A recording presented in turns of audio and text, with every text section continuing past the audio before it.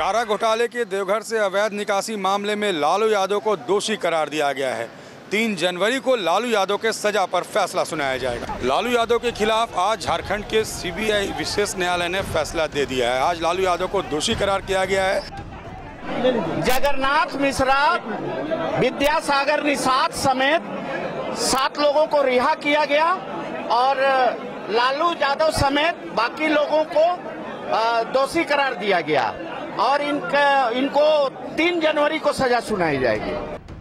2013 में अवैध निकासी के मामले में लालू यादव को 5 साल की सजा हुई थी और आज फिर एक बार लालू यादव देवघर के कोषागार से अवैध निकासी मामले में दोषी करार दिए गए हैं। दरअसल ये 90 लाख की अवैध निकासी से जुड़ा हुआ मामला है, जिसमें करीब 34 आरोपी थे। 7 आरोपियों का निधन हो गया था, 2 आरोपी सरकारी गवाह बन गए थे। 22 आरोपियों के खिलाफ आज फैसला आना था, जिसमें 7 आरोपी बरी हुए और बाकी को दोषी करार दिया गया। तो अब आरजेडी की कमान लालू यादव के दोनों बेटों के हाथ में है, जिन्हें अब आने वाले वक्त में आरजेडी के लिए रणनीति बनानी है।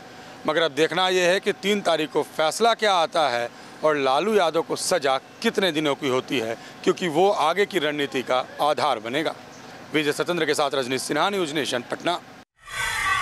प्रवर्तन निदेशालय ने आरजेडी सुप्रीमो लालू प्रसाद यादव की बेटी मीसा भारती और उनके पति शैलेश कुमार के खिलाफ 8,000 करोड़ रुपए के मनी लॉन्ड्रिंग केस में चार्जशीट दाखिल की है। चार्जशीट पटियाला हाउस कोर्ट में दाखिल की गई है। ये मामला फर्जी कंपनी के जरिए फार्म हाउस खरीदने का है। ईडी ने दक्षिण दिल्ली के बिजवासन इलाके के 26 पालम फार्म्स पते पर स्थित फार्म हाउस पीएमएलए के तहत अस्थायी रूप से कुर्क कर लिया था। केंद्रीय जाँच एजेंसी का कहना है कि फार्म हाउस मीसा भारती और उनके पति शैलेश कुमार का है।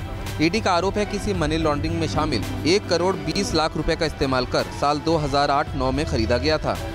ऐसा पहली बार है जब लालू प्रसाद यादव के परिवार के किसी सदस्य के खिलाफ चार्जशीट दाखिल हुई है। वीडियो जर्नलिस्ट सौमित्र घोष के साथ रुमानुल्लाह खान, न्यूज़ नेशन, दिल्ली। प्रधानमंत्री नरेंद्र मोदी के नोएडा आगमन से पहले यूपी के मुख्यमंत्री योगी आदित्यनाथ ने नोएडा पहुंचकर बारीकी से तैयारियों का जायजा लिया। 25 दिसंबर को प्रधानमंत्री नरेंद्र मोदी दिल्ली मेट्रो के मैजेंटा लाइन का उद्घाटन करेंगे। प्रधानमंत्री के आगमन के लिए बॉटनिकल गार्डन में ही एक हेलीपैड का निर्माण किया गया है। यूपी के मुख्यमंत्री योगी आदित्यनाथ उस सभा स्थल पर भी गए जहां प्रधानमंत्री नरेंद्र मोदी 25 दिसंबर को एक जनसभा को संबोधित करेंगे। प्रधानमंत्री नरेंद्र मोदी के आगमन से पहले यहां सिक्योरिटी के पुख्ता इंतजाम किए गए हैं और एसपीजी ने पूरे एरिया को जहां पर कार्यक्रम होना है अपने कवर में ले लिया है। मुख्यमंत्री योगी आदित्यनाथ एक-एक तैयारियों को बारीकी से देख लेना चाहते हैं ताकि तैयारियों में किसी भी प्रकार की कोई कमी न रह जाए। वीडियो जर्नलिस्ट हरीश शर्मा के साथ रविकांत राय, न्यूज़ नेशन, दिल्ली।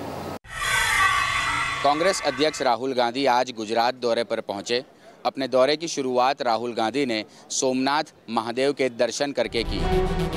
राहुल गांधी गुजरात आते ही सीधे सोमनाथ मंदिर गए और महादेव की पूजा की। उन्होंने अहमदाबाद में गुजरात के अलग अलग जोन से आए कार्यकर्ताओं के साथ बैठक की। बैठक में सभी को शुभकामनाएं दी गई और कहा कि पूरे आत्मविश्वास के साथ 2019 के चुनाव के लिए तैयार हो जाइए। गुजरात चुनाव में भले ही राहुल गांधी को हार्दिक, जिग्नेश और अल्पेश का साथ मिला हो, लेकिन ये उनकी मेहनत ही है जिसके चलते कांग्रेस को 80 सीटें मिली। अहमदाबाद से हितल खत्री के साथ पूराव पटेल, न्यूज़ नेशन।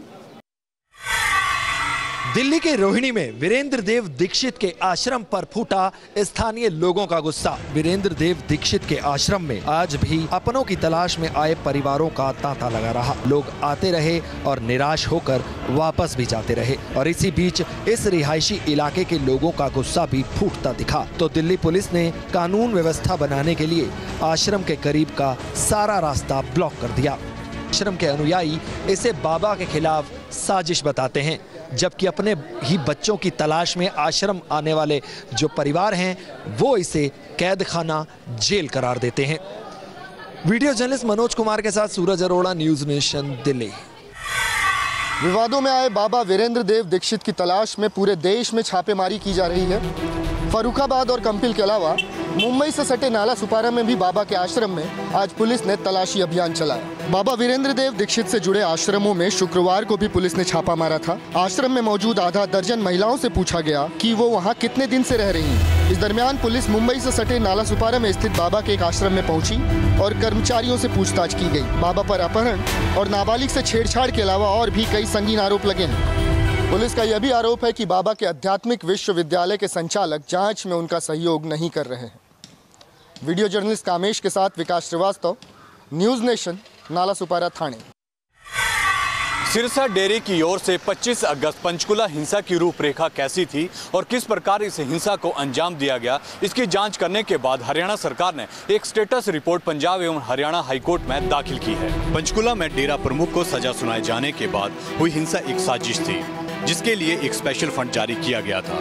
तोड़फोड़, हिंसा और आगजनी, इन सभी के लिए पहले से टमाटर फोड़ना, झाड़ू किस तरफ निकालनी है आदि कोड बनाए गए थे, ताकि समर्थकों को बताया जा सके कि करना क्या है। साजिश रचने के लिए हनीप्रीत ने डेरा मुख्यालय में बैठक की थी और अपने पीए राकेश के माध्यम से पंचकुला के चमकौर सिंह को 1.25 करोड़ रुपए पहुँचाए थे। रिपोर्ट में ये भी बताया गया है कि गुरमीत राम रहीम पर खुद को कुर्बान करने और आग लगाने के लिए लोगों को तैयार किया जा रहा था, ताकि सरकार और प्रशासन पर दबाव बनाया जा सके। कोर्ट को यह भी बताया गया है कि कुर्बानी गैंग की होने की बात सच है और कुर्बानी गैंग का अस्तित्व जो है अंबाला में लाया गया था। वीडियो जर्नलिस्ट श्रवण के साथ विशाल ठाकुर, न्यूज़ नेशन, चंडीगढ़। भोपाल में यूपीएससी की छात्रा से गैंग रेप के मामले में अदालत ने चारों आरोपियों को उम्र कैद की सजा सुनाई है। अदालत ने गैंग रेप के दोषी चारों लोगों को उम्र कैद की सजा सुनाई है। इस मामले में शुरुआती लापरवाही के बाद पुलिस ने 15 दिन में चालान पेश किया था और अदालत ने 36 दिन लगातार सुनवाई करके फैसला सुनाया है। जहां सरकारी वकील ने फैसले पर खुशी जताई है, तो बचाव पक्ष की वकील ने ऊपरी अदालत में अपील करने की बात कही है। जब तक उनका जीवन है तब तक या 20 साल की सजा का है। मतलब सारी चीज़ें जो है मेडिकल जो है विवादित है और विवेचना भी विवादित है। हम उनको माननीय हाईकोर्ट के लिए उनको प्रस्तावित करेंगे, अपील भेजेंगे हम उनकी। कोर्ट ने महज 36 दिन की सुनवाई में फैसला करके अपने आप में एक उदाहरण पेश किया है। वीडियो जर्नलिस्ट अभय के साथ नीरज श्रीवास्तव, न्यूज़ नेशन, भोपाल। 2017 में सुरक्षा बलों को जम्मू कश्मीर में आतंकियों के खिलाफ मिली बड़ी कामयाबी के बाद अब ये सिलसिला 2018 में भी जारी रहने वाला है। इसके लिए बाकायदा सुरक्षा बलों ने 1 दर्जन से भी ज्यादा मोस्ट वांटेड आतंकी कमांडरों की लिस्ट तैयार की है। आतंकी सरगनाओं की इस लिस्ट में सबसे ऊपर गजवतुल हिंद के चीफ जाकिर मूसा का नाम है। इसके अलावा हिजबुल मुजाहिदीन कमांडर सद्दाम पाडर, लश्कर तैयबा कमांडर ज़ैनतुल इस्लाम, हिजबुल मुजाहिदीन कमांडर रियाज नेकू, साथ ही हिजबुल के ही कमांडर समीर टाइगर का नाम प्रमुख है। सुरक्षा बलों द्वारा पिछले साल शुरू किए गए कौसो ऑपरेशन में सुरक्षा बलों के हाथ बड़ी कामयाबी लगी थी और सुरक्षा बलों ने आतंकी संगठनों के 25 कमांडरों को मौत के घाट उतार दिया था। इसके अलावा भी सुरक्षा बलों ने अलग अलग ऑपरेशन में 200 से ज्यादा आतंकियों को मार गिराया था। बहरहाल इस बार भी सुरक्षा बलों की मोस्ट वांटेड आतंकियों की सूची तैयार है और सुरक्षा बलों ने आतंकियों के खात्मे के लिए कमर भी कस ली है। वीडियो जर्नलिस्ट एजाज अहमद के साथ शाहनवाज खान, न्यूज़ नेशन, जम्मू। गुजरात विधानसभा चुनाव के बाद सभी एग्जिट पोल बीजेपी के सत्ता में बने रहने की बात कर रहे हैं, लेकिन बीजेपी के ही राज्यसभा सांसद संजय काकाड़े का मत कुछ और है। तो मुझे नहीं लगता कि इस बार भारतीय जनता पक्ष गुजरात में आ सकती है। हालांकि बाद में उन्होंने कहा कि अगर पार्टी किसी तरह गुजरात में सत्ता बचाने में कामयाब होती है तो यह सिर्फ और सिर्फ नरेंद्र मोदी के कारण होगा।